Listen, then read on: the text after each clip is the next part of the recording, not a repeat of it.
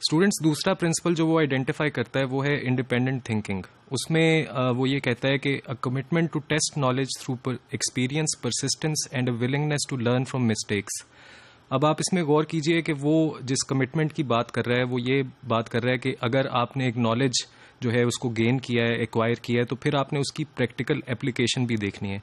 और उस practical application में आपको उसकी खामियां नज़र आएंगी। आपको कभी ऐसा नहीं हो सकता कि आप एक नॉलेज जो है जो सिर्फ थ्योरेटिकल लेवल पे हो तो आप उसकी तस्दीक नहीं कर सकते जब तक उसकी प्रैक्टिकल एप्लीकेशन सामने नहीं आती। साइंस के अंदर ये असूल इस्तेमाल होता है। आप इवन लाइफ में भी देख लें कि आप जब तक किसी नॉलेज को प्रैक्टिस नहीं करते आप उसकी यूज़फुलनेस नहीं देख सकते। तो जो उसका ये प्रिंसिपल है ये इंडिपेंडेंट थिंकिंग का, इसका मतलब ये कि एक स्टूडेंट के अंदर एक सलाहियत होनी चाहिए कि वो नॉलेज को प्रैक्टिकली अप्लाई करे और उसमें वो परसिस्टेंट हो और उसमें वो एक्सपीरियंस से फिर लर्न कर सके। जो मिस्टेक्स वो आइडेंटिफाई करता है उनको वो नेक्स्ट एप्लीकेशन में दूर कर सके। इसमें आप देखिए कि साथ ही साथ एक और कैपेबिलिटी भी इंस्टॉल हो रही है जहन में, और वो है अपने साथ ट्रूथफुलनेस की। अब अगर इनको आप दूसरी कैपेबिलिटीज जो हमने आइडेंटिफाई की थी अगर इस प्रिंसिपल को उनके साथ रिलेट करें तो आप देखें कि इंडिपेंडेंट थिंकिंग से जो नॉलेज है वो वेरीफाई हो जाता है जो आपके पास है। उसके बाद जो इंक्वायरी है आपकी उसकी भी एक फ्रूटफुल शक्ल, एक पॉजिटिव शक्ल आपके सामने आती है जिसमें आपने उसको टेस्ट किया होता है और आपको जो इंक्वायरी की डायरेक्शन है उसको फोकस रखने में मदद मिलती है कि अगर आप जो भी आपकी इंक्वायरी के रिजल्ट्स हैं अगर आप उनको टेस्ट करते रहें तो आपको ये पता चल जाता है कि आपकी इंक्वायरी सही डायरेक्शन में जा रही है। इसी तरह आप देखिए कि इंडिपेंडेंट थिंकिंग से इमेजिनेशन पे कितना असर पड़ता है कि आप इंडिपेंडेंट थिंकिंग में इमेजिनेशन को इस तरह से डिप्लॉय कर सकते हैं कि आप जब प्रोजेक्ट करते हैं कि इवेंट की आउटकम को तो फिर आप जब प्रैक्टिकली टेस्ट करते हैं तो आपकी इमेजिनेशन के रिजल्ट्स और उन प्रैक्टिकल आउटकम्स को जिनको आपने टेस्ट किया उनमें एक एसोसिएशन आप देख सकते हैं।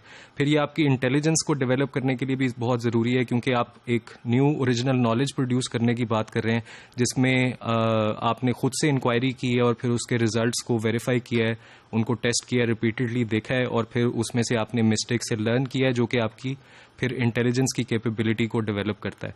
उसके बाद फिर आप देखें कि इंडिपेंडेंट थिंकिंग के लिए जब परसिस्टेंस का लफ्ज़ हम इस्तेमाल कर रहे हैं तो उसमें टेम्परामेंट की एक ख़ास ट्रेनिंग शामिल होती है कि बहुत सारे लोग ऐसे होते हैं जो किसी चीज़ को डेवलप करने की कोशिश में होते हैं और जब मुश्किलात आती हैं तो उसको अबैंडन कर देते हैं।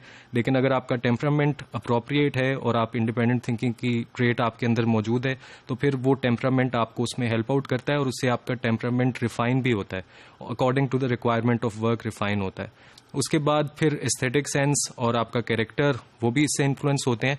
तो ये एक इम्पॉर्टेंट प्रिंसिपल है जो लियोनार्डो डा विंची ने डिवाइस किया है जिसको हम बिल्कुल एक स्टूडेंट के अंदर जब इंस्टिल करते हैं तो उसके फ्रूटफुल रिजल्ट्स आ सकते हैं। एक अगला प्रिंसिपल जो वो कहता है वो रिफाइंड सेंसेस है जिसमें वो कहता है कि the continual refinement of the senses specially sight as the means to clarify experience. इसमें आप ये ध्यान में रखें कि साइट और क्लैरिफिकेशन ये दोनों मेटाफोरिकल हैं। उसका मतलब ये नहीं है कि आप अगर किसी की नज़र कमज़ोर है तो वो उसकी नज़र की ऐनक उसको लगवा दें। इसका मतलब ये है कि जो ऑब्जर्वेशन की कैपेबिलिटी है आपकी आप उसको डेवलप करें।